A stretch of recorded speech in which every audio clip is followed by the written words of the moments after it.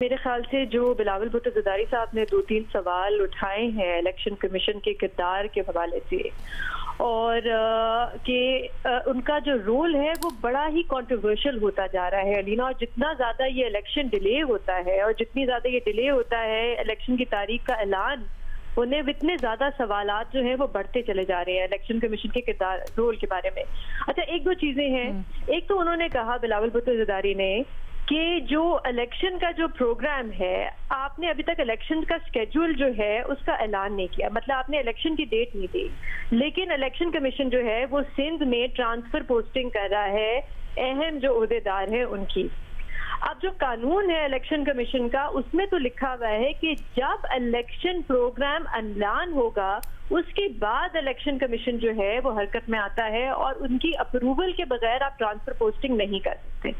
तो इस वक्त एक बड़ी अजीब सी सिचुएशन बनी हुई है कि एक निगरान हुकूमत है लेकिन इलेक्शन की डेट नहीं है, इलेक्शन का कोई स्केड्यूल नहीं है। तो सवाल जरूर बनता है कि किस इख्तियारात के तहत, किस कानून के तहत इलेक्शन कमीशन जो है ये ट्रांसफर पोस्टिंग कर रहा है। दूसरा सवाल जो उन्होंने उठाया वो ये कि डेवलपमेंट फंड, अच्छा ये बात पहले भी ताज हैदर साहब ने एक लेटर लिखा था इलेक्शन कमीशन को जिसमें उन्होंने कहा था कि ऑन गोइंग प्रोजेक्ट जो है सिंध में उनके आपने डेवलपमेंट फंड रोक दिए हैं।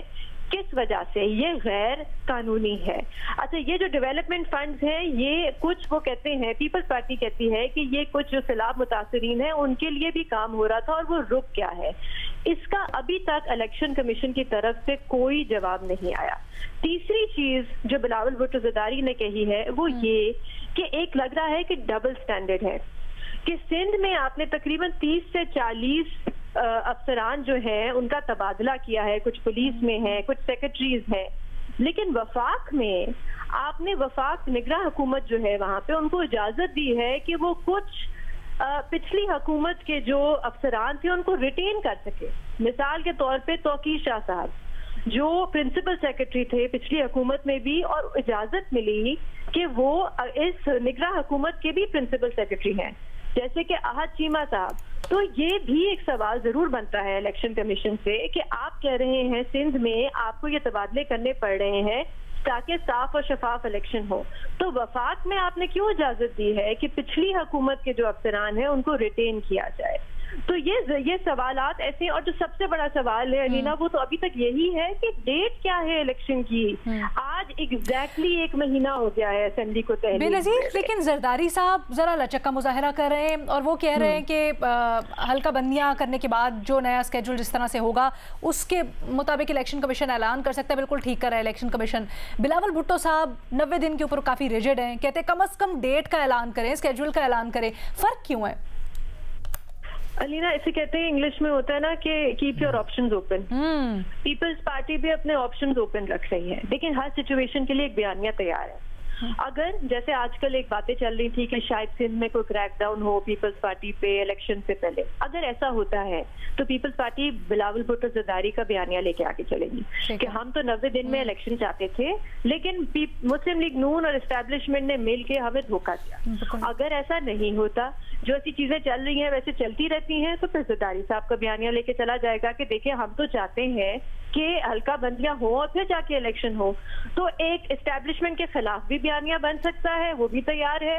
एक एस्टैब्लिशमेंट को खुश करने के लिए भी बयानिया बना हुआ है, वो भी तैयार है। Good cop bad cop type चीज, good cop bad cop, exactly. अब देखिए सर, एक सवाल यहाँ पे जरूर ये बनता है, पार्टी पॉलिसी क्या है?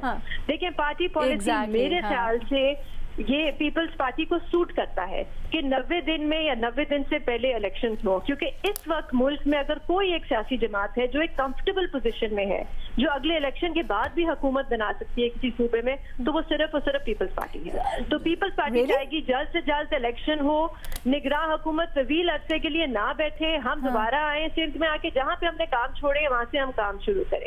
एक आखिरी चीज है ना, ये चीज भी नोट करने वाली बहुत जरूरी है, जो बिलावल भुट्टो ज़रदारी और पीपल्स पार्टी का बयानिया आजकल सुने पीटीआई के हवाले से। मेरे ख्याल से वहां पे भी थोड़ी बहुत तब्दीली आई है, इतना सख्त बयानिया नहीं लिया जाता। कल बिलावल भुट्टो ज़रदारी साहब ने कहा, इमरान खान साहब का नाम तो नहीं लिया, लेकिन उन्होंने कहा कि जो आजकल जेल में हैं वो पहले सियासतदान नहीं होते थे, अब उनको ट्रेनिंग दी जा रही है कि वो सियासतदान बने। फिर उन्होंने ये भी बात कही कि जिनको भी अवाम चुनेगी अगले इलेक्शन में, चाहे वो पीटीआई हो, तो हम रिजल्ट को तस्लीम करेंगे। तो ये भी एक नोट करने वाली चीज है कि आगे जाके पीटीआई और पीपल्स पार्टी की क्या इक्वेशन बनती है, क्योंकि थोड़ी बहुत बयानिया में वहां पे अच्छा, बिल्कुल ठीक है।